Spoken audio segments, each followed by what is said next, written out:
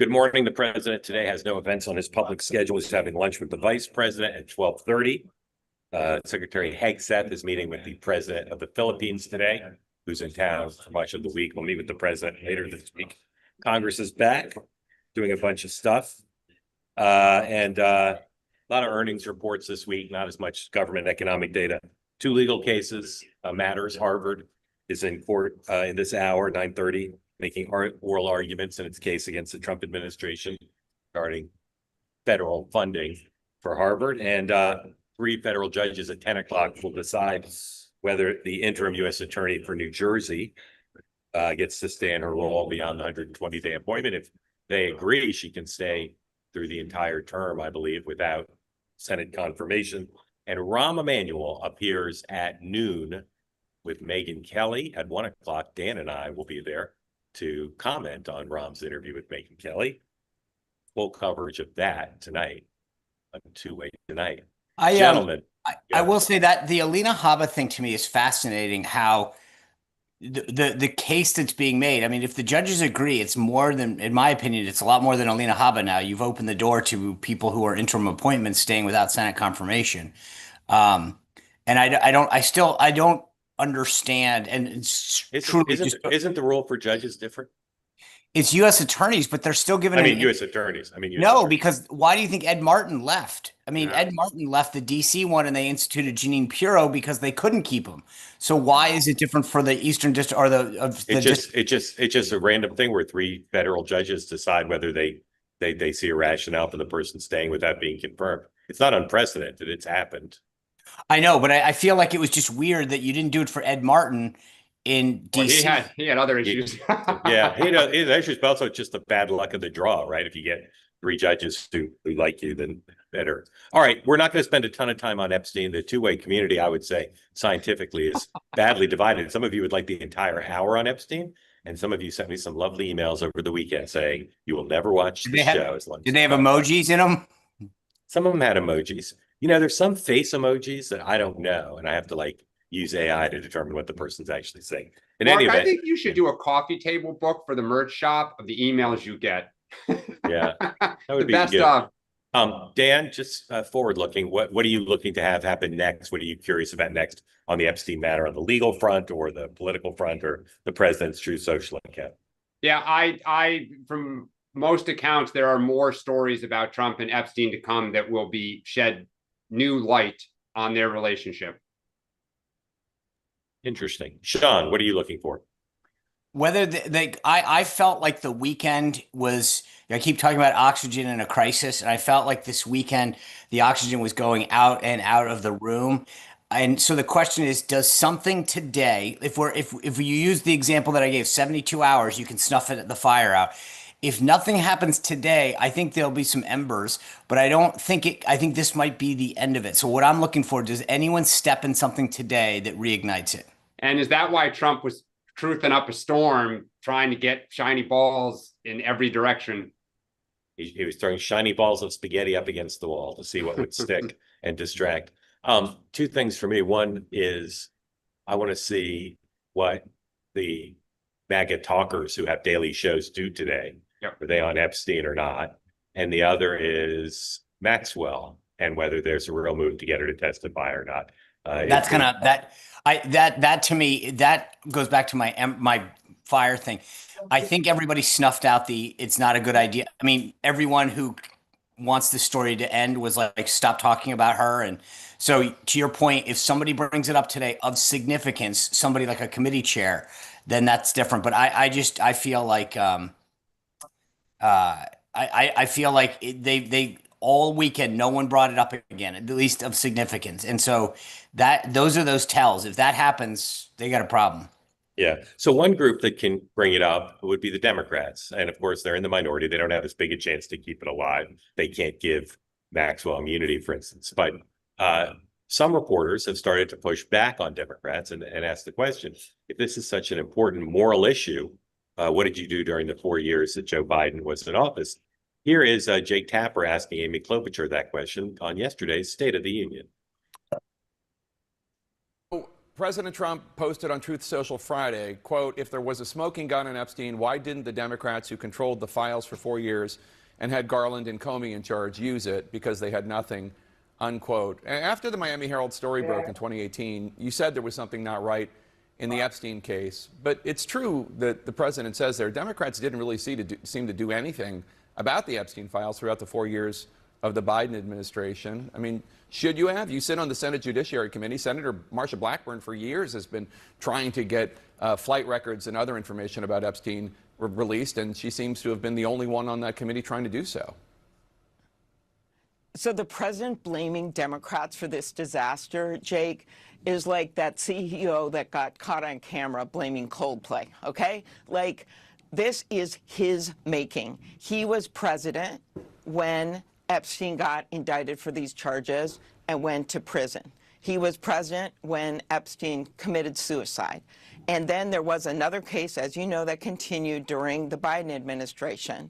But he was president back then, so all of us would believe they know what's in these documents. They know it's there. They've been claiming forever that they should be released. And it is the Trump administration that gave a bunch of binders that said Volume 1 to reporters just in the last month. It is the Trump administration that has made this promise that they're going to release it. So I am blaming Democrats for this. To me, I'm sorry, this is the people that have been fomenting this are right-wing influencers, members of Congress, people who have a reason that they want to know what's in there. They believe the president.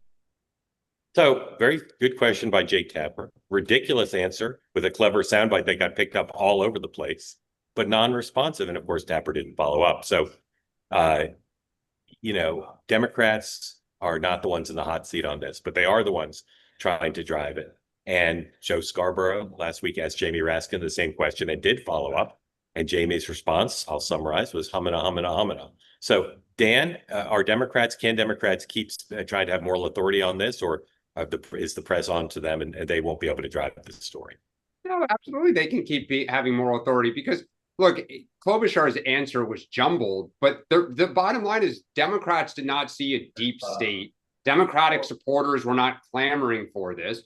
The reason that this issue is kicked around for the last 7 or 8 years is on the right, there is this view that the government is full of deep state Democrats and liberals who are, hiding all sorts of stuff, Pizzagate, the one conspiracy theory after the other.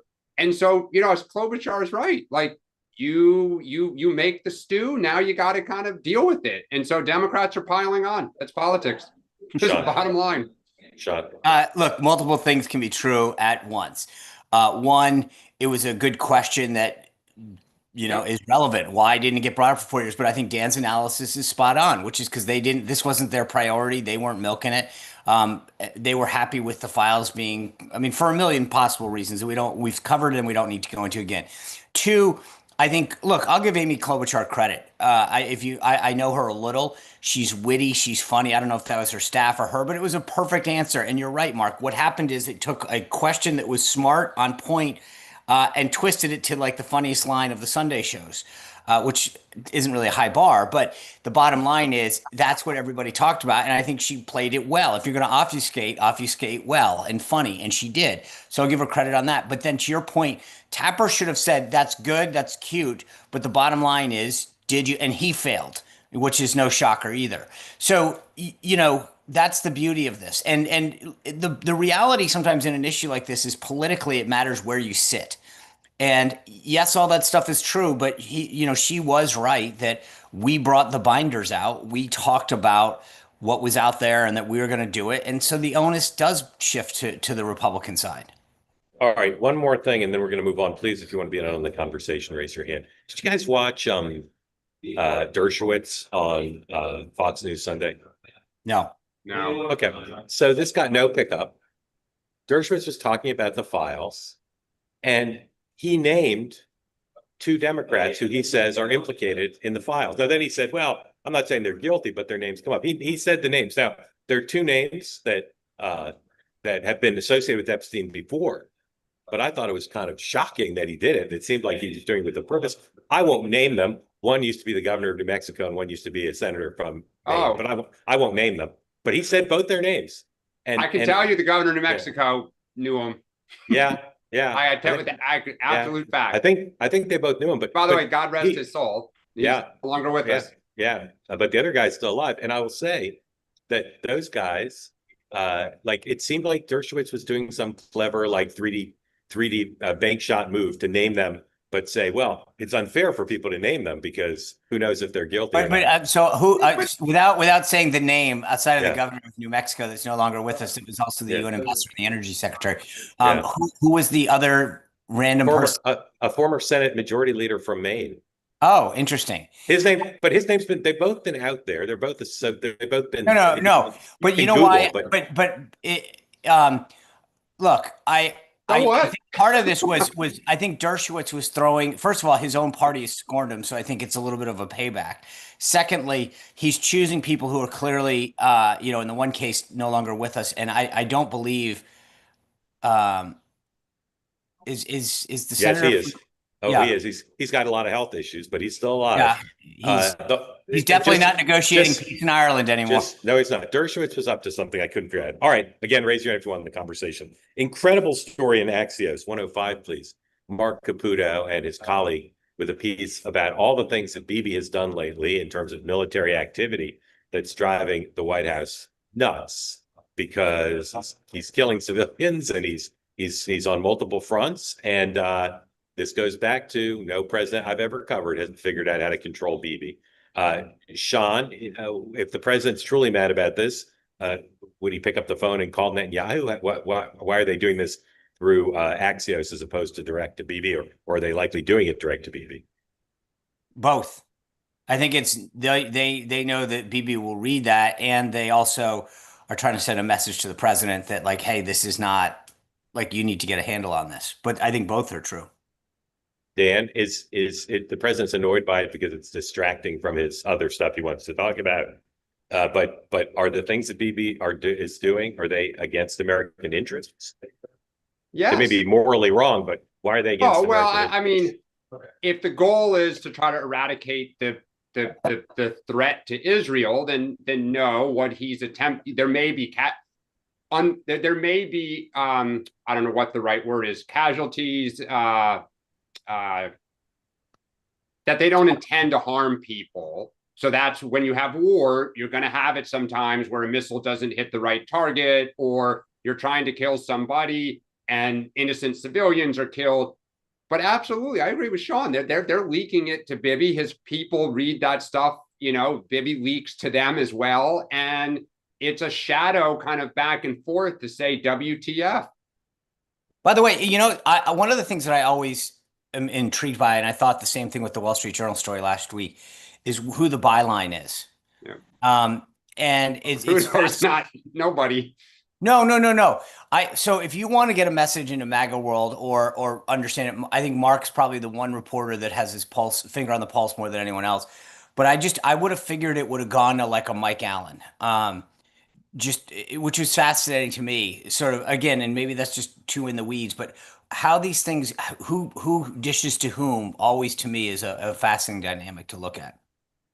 All right, we'll keep following that. Let's talk about tariffs. Later this week, the EU is going to Beijing. They've cut the meeting from 2 days to one, and the Europeans are casting it as kind of a more hostile thing, but it's meant to celebrate the 50-year trading relationship between China and Europe.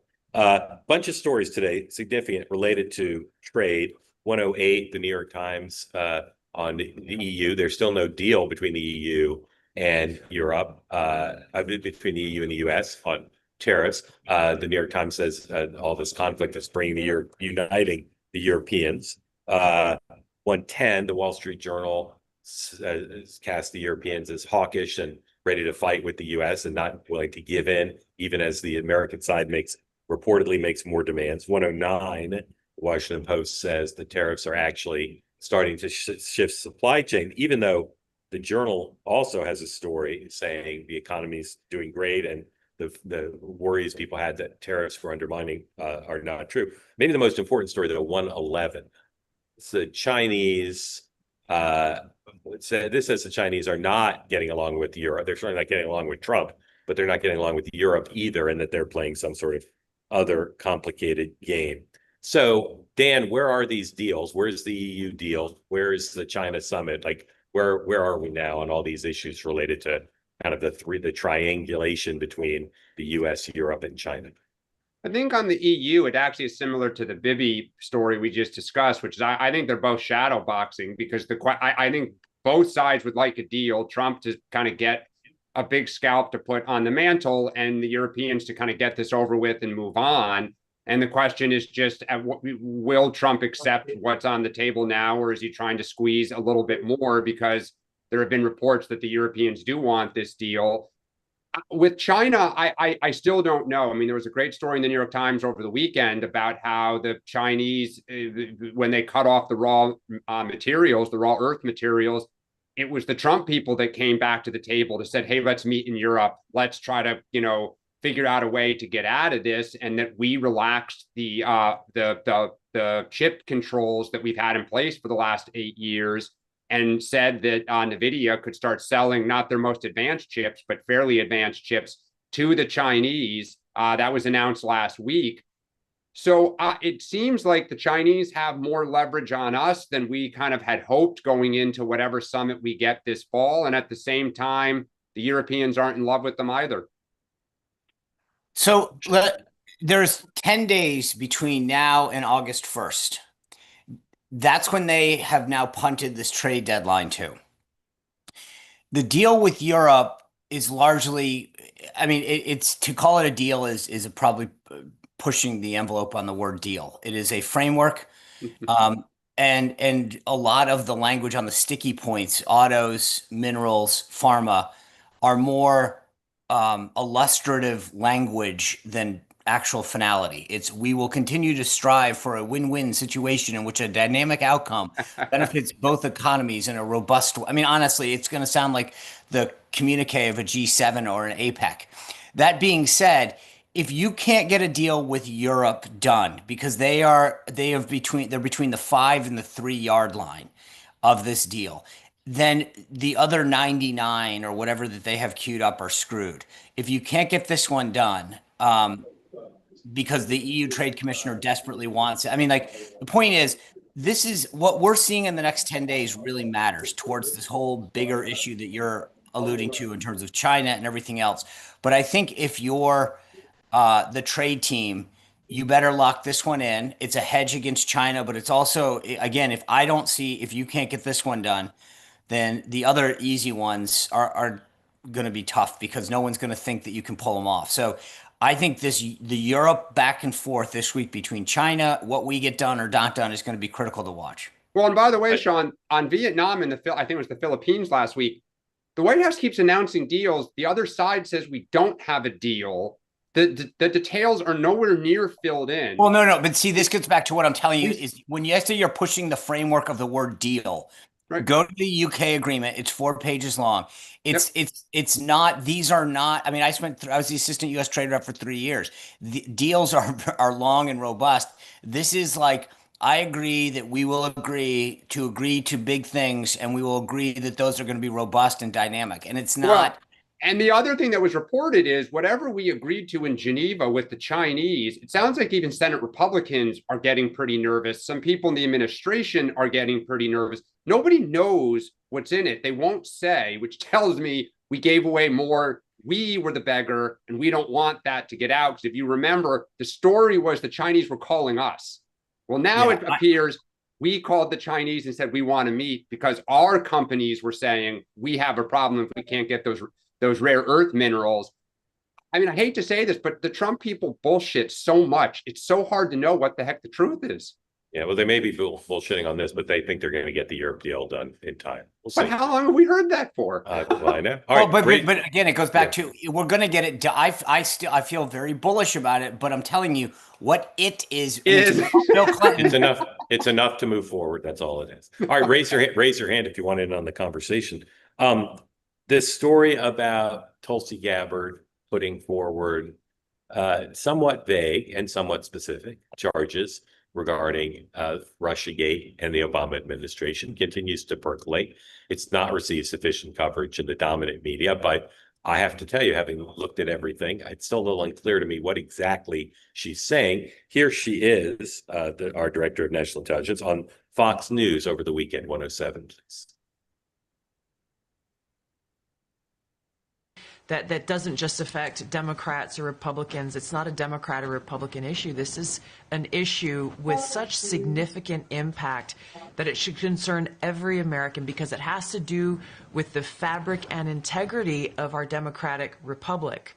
That we had a situation here where in the months leading up to the 2016 election, the intelligence community assessed, and this is what the documents detail, the intelligence community assessed essentially Russia doesn't have the tools, the capability, or the intent to try to change the outcome of the U.S. presidential election. Donald Trump pulls off a historic victory against Hillary Clinton in November of 2016. Even in the days after that election, the intelligence community continued their consistent assessment that reflected the same thing in the months leading up to the election. All right. Hey, Paul, how long does it take to ride on a modern elevator from the first floor to the 32nd floor? How long do you think that takes? About 90 seconds. 90 seconds. You put 90 seconds on the clock? I think it's shorter, but Sure. 90 seconds on the clock. Okay. Sean, you get the first 45, then Dan, as soon as the clock goes up. Explain as specifically as you can, what is Congresswoman Gabbard, what is she charging, and who is she charging with it? What is her allegation, and who is it against?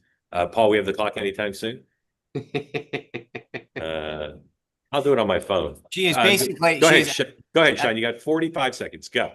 So she is basically alluding to the fact that they manipulate the national security apparatus. But name who she. Wait, I got 45 seconds, and I get it. I don't. Okay. So she is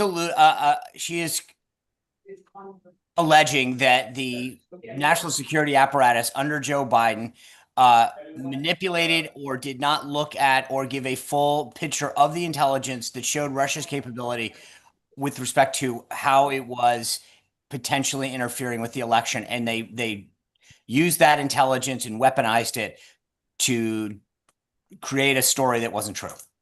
Dan, that was the vaguest thing I ever heard. Do you understand what she's arguing? And Oh who yeah, she's charging? no, I think I get it. It's classic Yeah. Trump. Like, he is always trying to rewrite history. Change the outcome is different than influence.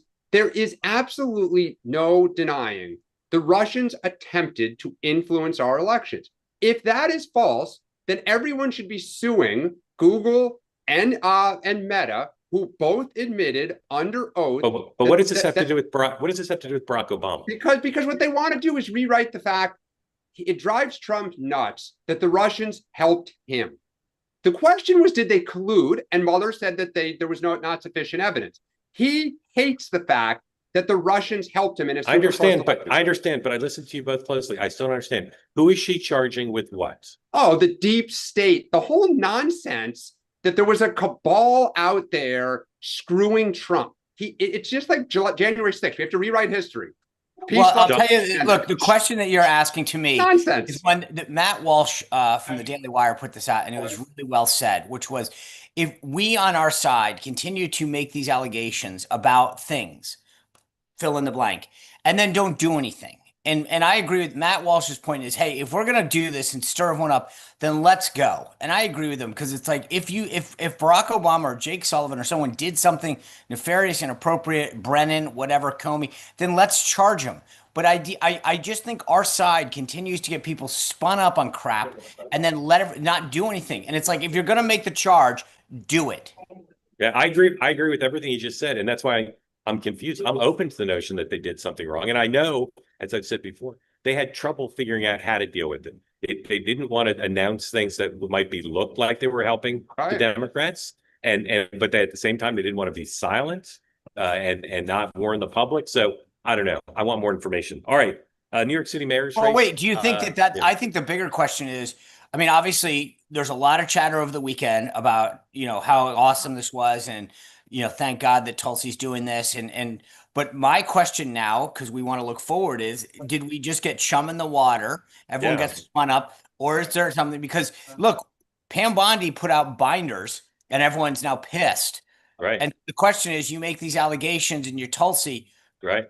But you can't- just, I mean, Well, you can't, but I you think gotta, it- you can't indict the deep state. You got to name some names. well, That's but the it's thing. also very clear because this has been documented in the Senate report and other things. The administration saw what was happening during the election. They did, to Mark, to your point, they did not want to come out at the last minute because they thought it would look Yeah. political if they came out. Yeah. After the election, there was a lot of back and forth. We have got to get this out because this did happen and we need to know more. Yeah. Was there, so Yeah. I'm sure there are emails and meetings and all sorts All right. of stuff. Let's see them all. Let's see them all. All right. New York City mayor's race. There hadn't been much polling of late. I believe there's more coming. Stay tuned. Some interesting polling is on the way.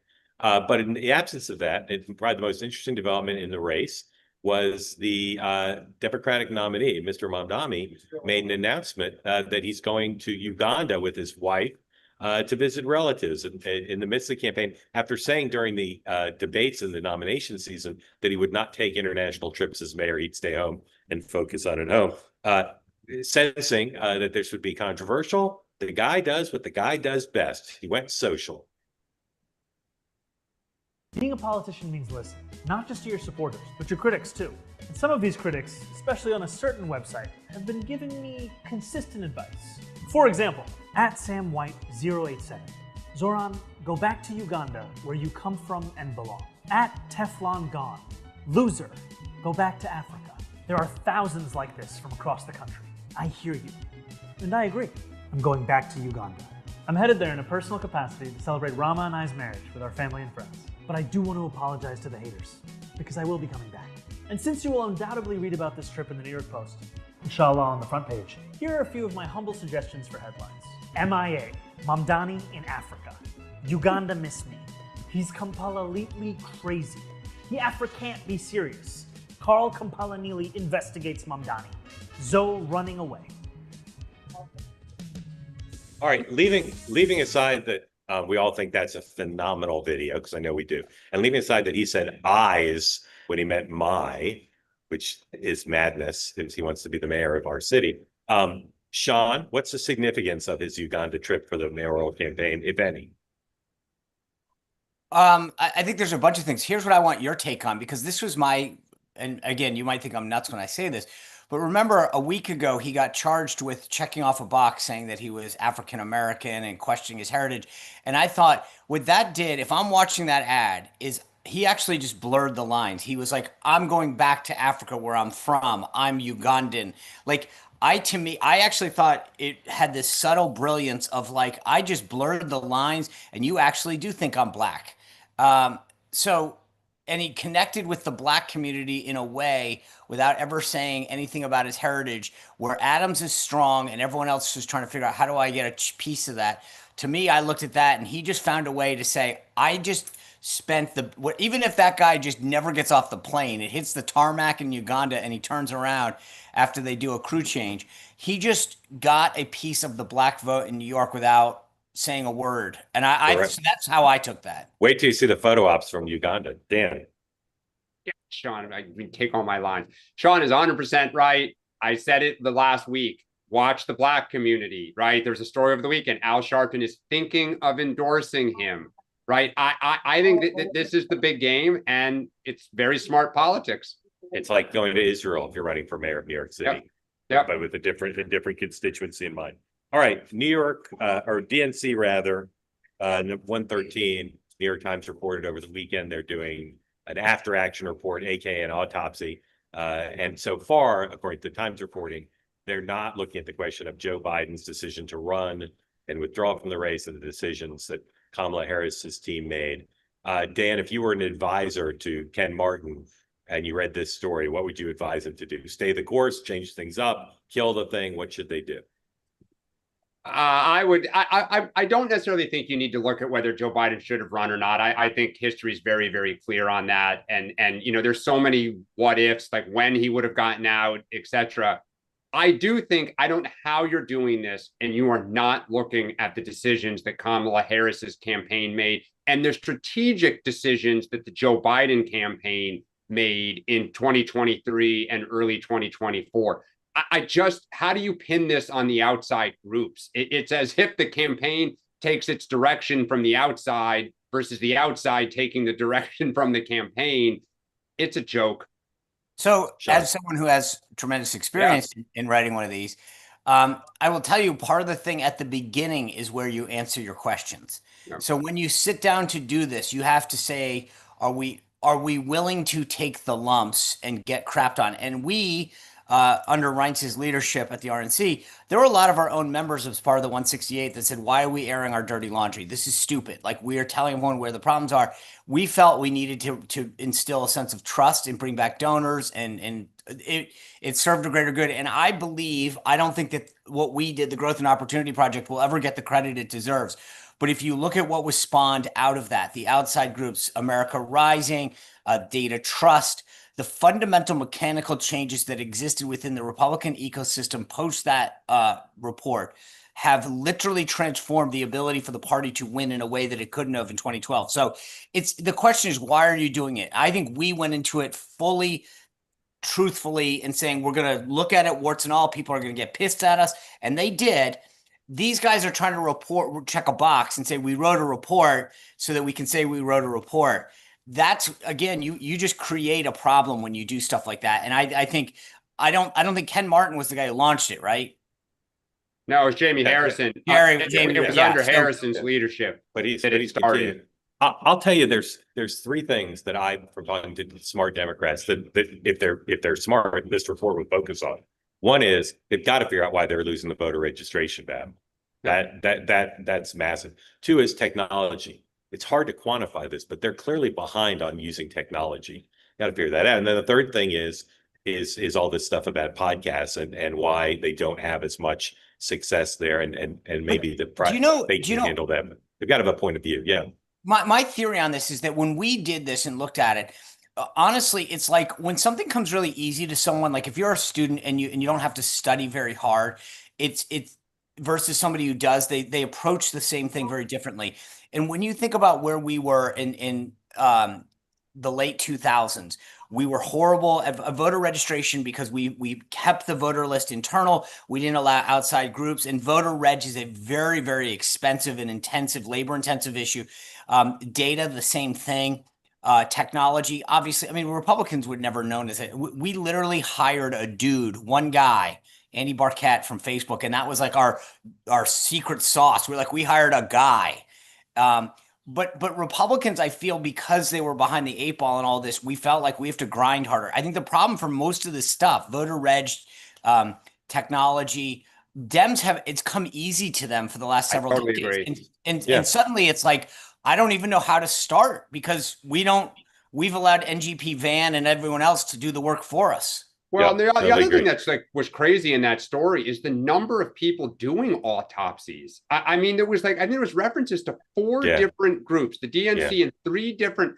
I mean, if I'm a donor, it's like we're wasting money. But ironically, that's why they're doing it, right? They want to attract the donor money by saying we're the ones who figured out what went wrong, and so we're the ones you should give money to go forward. All right, 3 quick things on Democrats in 28, and then your question. So please, if you want in the conversation, raise your hand. New York Post has a story this morning, 114, on Pete Buttigieg claiming that the transportation department under his watch spent way more on DEI grants than they did on upgrading air traffic control. I don't want to get into the merits of the story because none of us are in a position to do that. But somebody dropped some oppo on Pete. There's plenty more to come on his stewardship there, I'm sure. Dan, who would you say would be giving the New York Post opposition research on Pete Buttigieg? A Republican or Democrat, and why? Both. Because Sean keeps saying this. He's a legit candidate. He's starting to make some traction. And people who want to ding him, this is what you do. This is the shadow campaign. Sean, the fact that it went to the New York Post mean it came from a Republican or not necessarily? Not necessarily. Not necessarily. I agree with that. I think the obvious culprit would be, someone on the Republican side connected to Duffy or whatever. But here's the thing.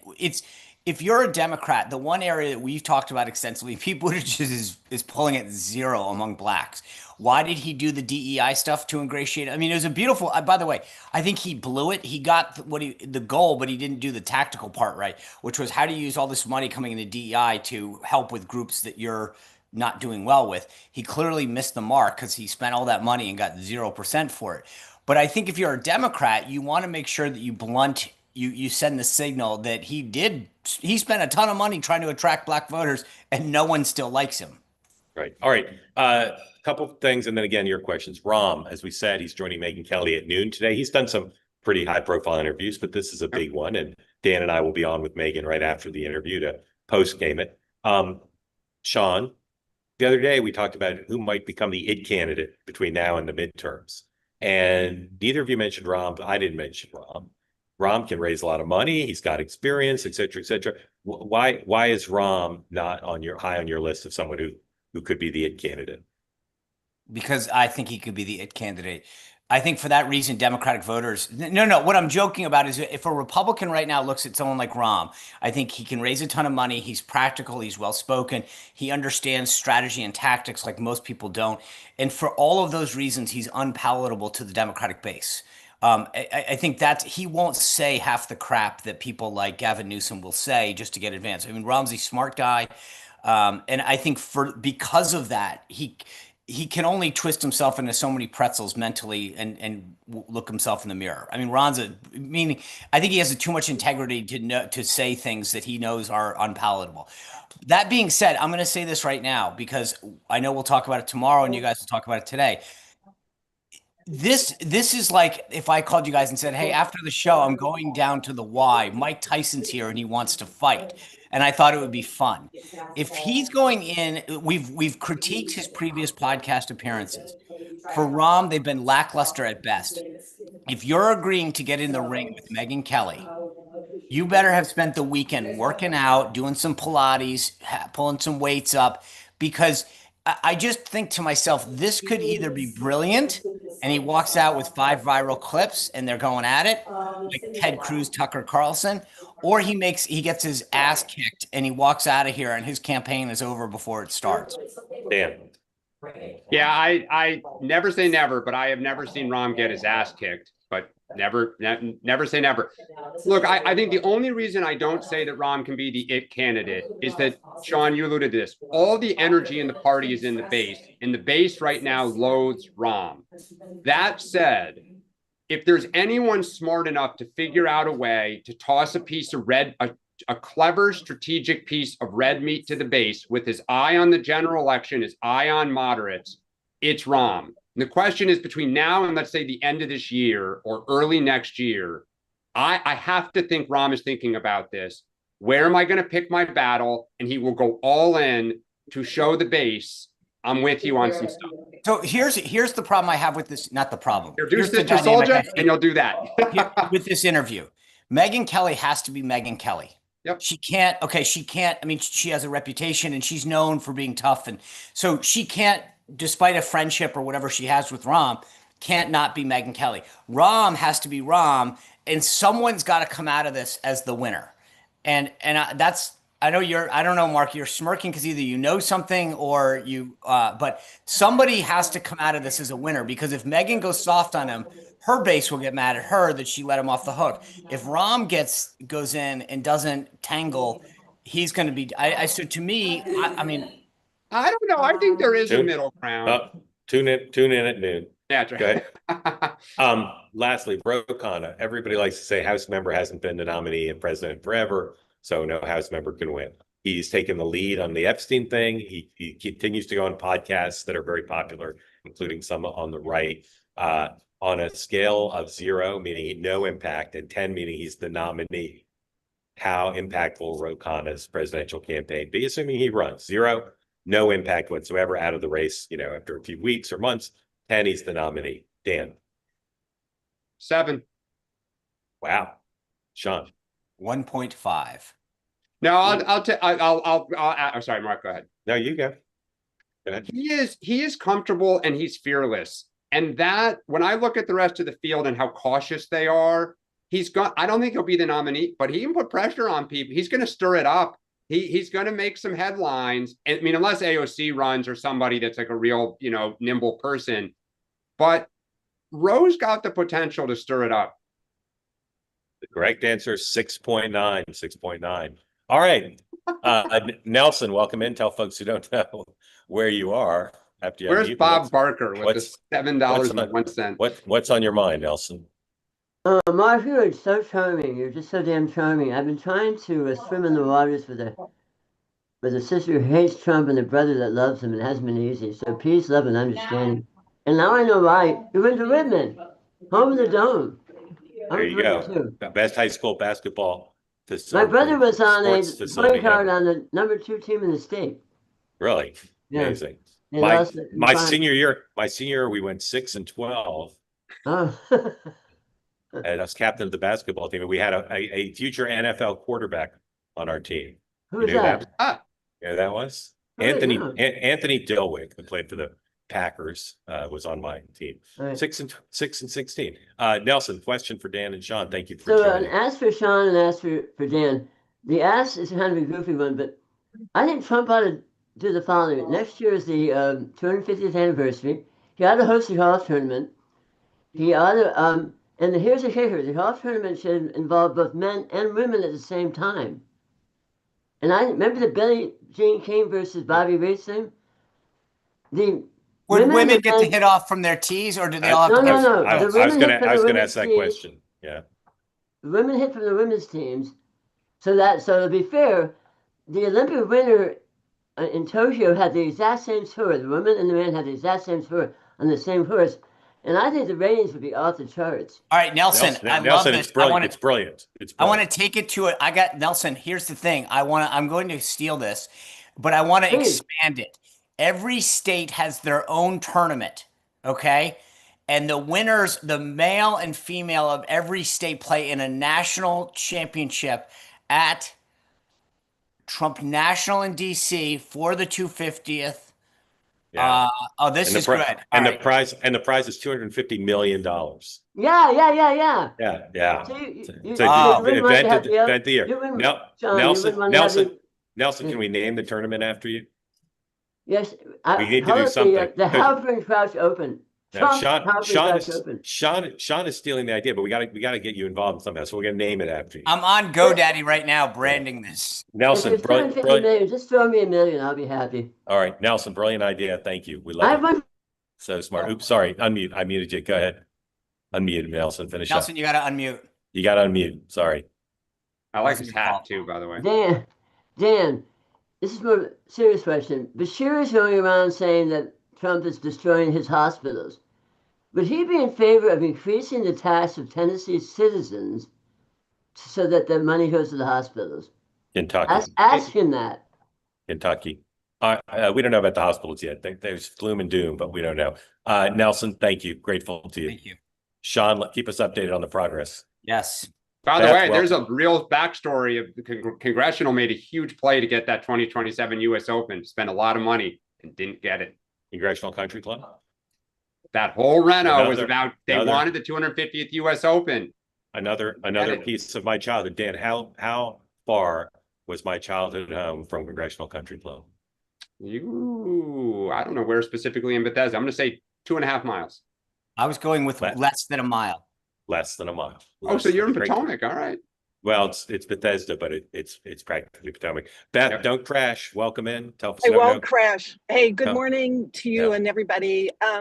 This has been a great show. I didn't know whether I'd raise my hand or not, but I've got so many questions. One is for Dan. And by the way, I love the golf idea. It's a great idea. Great idea. My son-in-law just got home from playing at Pine Valley, and Ooh. everybody was very all agog about that. But anyway, The number one course in the world. That's why they're all aghast about it. you know what? There's a story there. But anyway, Okay. my question for Dan is: at the beginning of the show, you said Republicans, they just distribute so much, and you use the word bullshit, which is, I can use that word too. Pardon. Yep. So what I'd like to know, I just re-listened to Maria Bartiromo's interview of Tulsi Gabbard on Sunday. And what I'd like to hear from you, and maybe a response from Sean, and then maybe Mark would weigh in. I am really confused by if the Democrats want to deliver honesty and they call everything that Republicans do bullshit, then what is going on with Clapper and Brennan and Obama and Comey and the FISA court judges. And I think Maria did a really good job of kind of laying it out. And it should be a national story. And Sean mentioned Matt Walsh's post, and I completely agree with Matt too. You know, at some point you have to say enough is enough. I don't care who these people are. The Democrats were willing to do that to Trump, to drag him through court, through, you know, the majority of his first term. Thank God he had 4 years to kind of get his ducks in a row and get on with business. But Sean, you know, I'd like Dan to respond to the bullshit comment and the hypocrisy. And then to Sean, like, why do you think these charges come forward and then nothing happens? Is it because they don't have their I's dotted and T's crossed and they have to be careful? Well framed, Beth. Dan and then Sean. Thank you, Beth. Yeah, first off, sorry for cursing on air. There's a kid in the car, for goodness. Yeah, I just saw that. I felt terrible about that.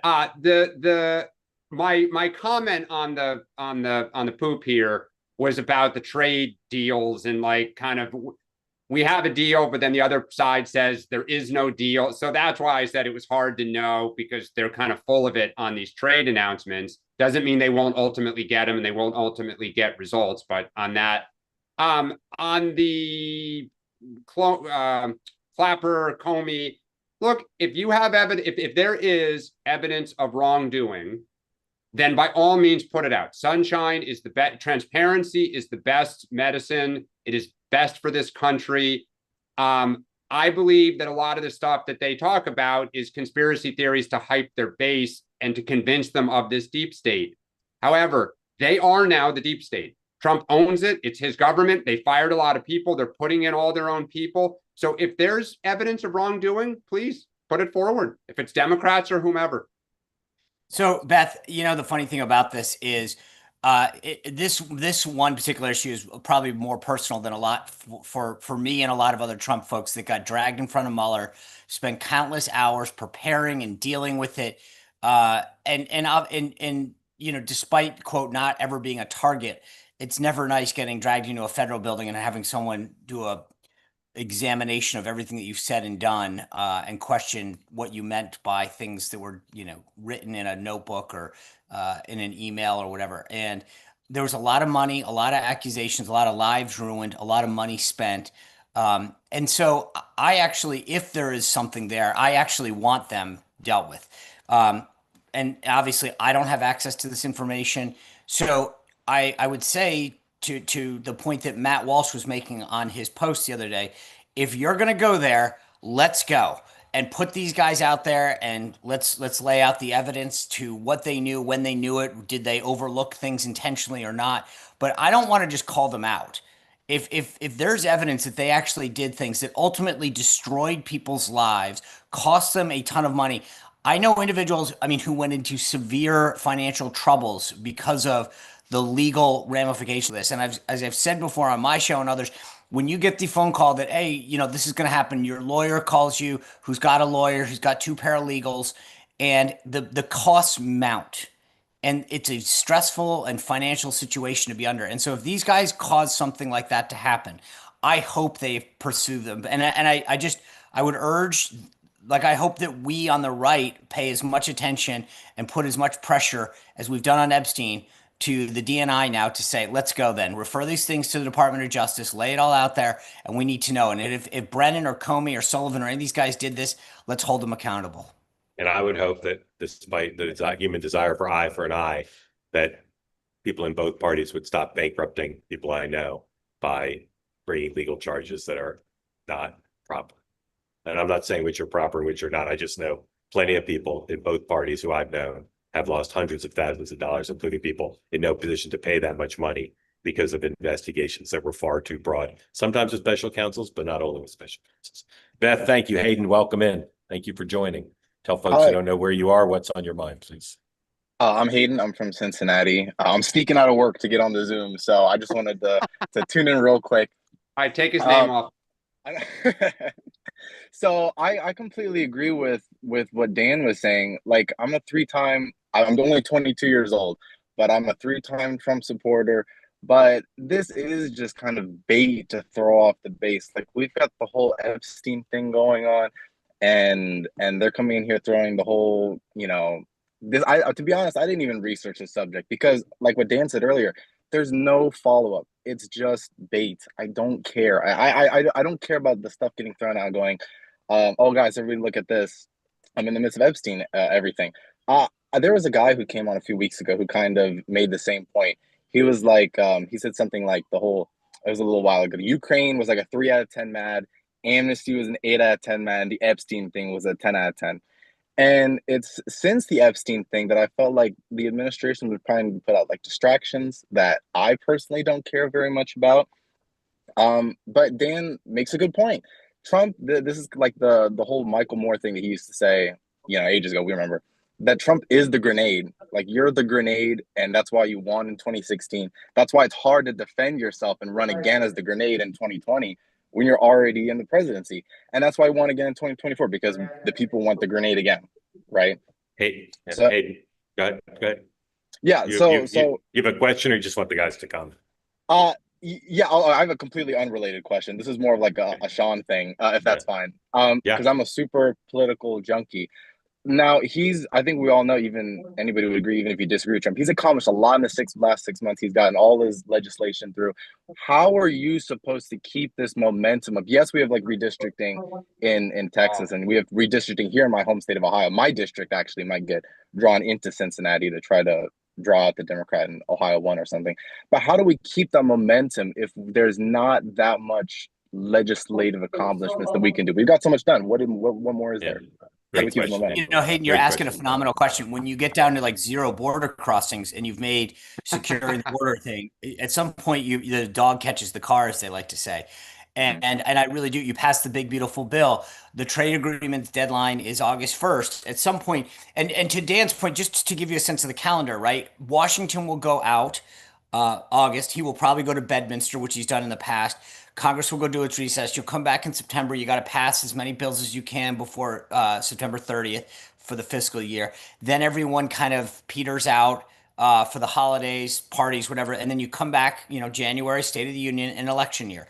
So you're asking a brilliant question, which is what the team is going to have to start to figure out now, which is what's next. How do we keep the temperature at a level where people are excited, the water keeps boiling? I think you're going to see a lot more executive actions in orders, because there's only so much legislatively that you can possibly get done. So there's talk of reconciliation 2.0. And as I keep saying to everyone I'm talking to in the administration or whatever, tell me what's in it. Well, we don't know yet. Of course. I mean, so they know what they want to do. They don't know how they want to do it. And I don't think it's for lack of, it's just, there's not consensus. Right. That's my biggest concern. Like there's so many like swing districts that I feel like we can easily pick off if there was something to run on. So they're having the good thing, Hayden, is that the conversations are happening. Whether or not there's agreement is the bigger issue. There are some additional tax and things. I know Russ Vogt is already talking about reconciliation 2.0 when the new fiscal year starts October 1st. There's a second rescissions package that's being considered. There's a lot of things. The question is, what do people finally get behind? I think largely this is a White House driven exercise. So we'll find out.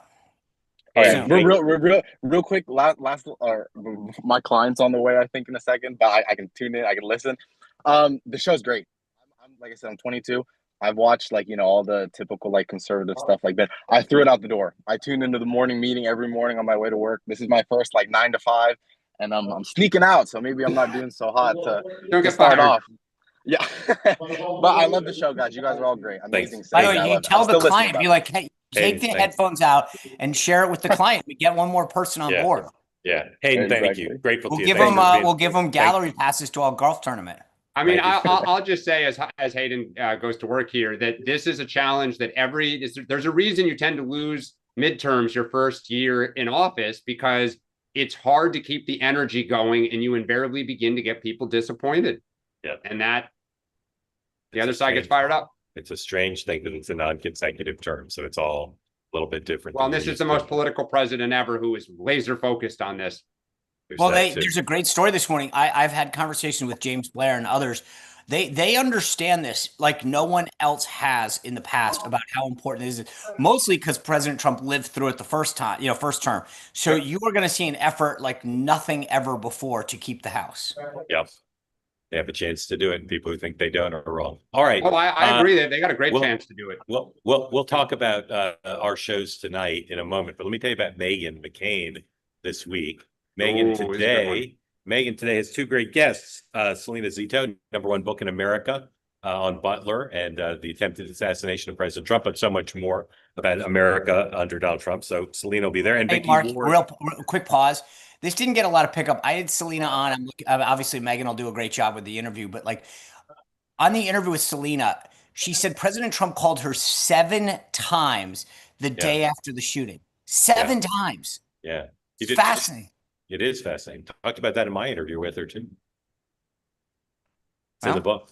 It's a great book. Anyway, and also Vicky Ward, who's one of America's foremost longtime chroniclers of the Epstein matter. So those two are on today. But Wednesday, this is good. So that's at noon. That's at noon today. Don't miss that. But then on Wednesday, Meghan's interview with Giselle Fetterman, recorded and in the can, and we're rolling out this Wednesday. You won't want to miss it. Here's a sneak peek at Giselle Fetterman and Meghan McCain.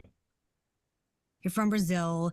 You were a dreamer. You came over here undocumented. Your story is so different than any other senator's wife that I've ever heard, including my mother. Respect to my mother. Can you just tell me a little bit about the experience of coming here undocumented? And, you're someone who, you're an immigrant, and you're someone immigrants look to for inspiration, and what that feels like to be an icon for so many people. I think I always say being an immigrant is like living with a broken heart, because everyone you love will never be in the same place at once. I was always jealous of like those family reunion photos where they were in jeans and white t-shirts on the beach. You miss that. But I think when you're left with only hard choices to make, you make them. And my mom did not want us to live in a place that was so dangerous. She worried about our safety. She worried about getting home in one piece for us. And she was willing to try in that very difficult choice. And for me, it was a great experience. And I think it was because of perspective. Like my mom made everything like it was a game. It was like this level of Tetris you had to get through. And if things didn't work out, then you try something else. And she always reminded us that you can always start again. So if something happened that it didn't work here, then we would go somewhere else and try it all over again. But what was important was that she tried to provide us the safety that she felt that we deserved. All right, so I've watched the whole interview, and if you trust my judgment at all, I guarantee you don't know about this woman the way you think you might based on what's been reported about her. You'll want to watch it. It's a long, extraordinary interview. They cover so many different topics. So again, I recommend you watch Meghan's today, but also Wednesday, 12 Eastern time on Two-Way. Sean, what do you have tonight? You didn't think this one was coming your way. Teamsters President Sean O'Brien joins us today. Good one. Awesome. We're going to talk mostly about the Red Sox, though. Yeah, a good worthy topic. Sox are hot. Tonight on Two-Way tonight, 6 Eastern time, we'll have all the day's news, including the aftermath of Megyn Kelly's interview with Rahm Emanuel. And I will have two guests to talk about Iran, including a professor from the University of Tehran, Dr. Hassan Ahmadian will join, and we'll have a conversation about what's going on in Iran in the aftermath of the Israeli and American offensive, and the question of whether there'll be negotiations to produce some sort of deal. So join me tonight at 6, and then of course the three of us will be back in 23 hours for more frivolity, hilarity, peace, love, understanding, and presumption of grace to all and for all on behalf of the American people and civilization as we know it. Gentlemen, Dan, I'll see you at Megyn Kelly's. And you guys are doing it in person, right? We are in the Sirius studio. We're going to be at the Sirius XM World International headquarters. Stop by my conference room. Why don't the two of you get a picture? I know where the conference room is, Dan. I'll take you by. Thank you all for watching, for being part of the Two-Way committee, and we'll see you tomorrow. And Sean and I will see you tonight.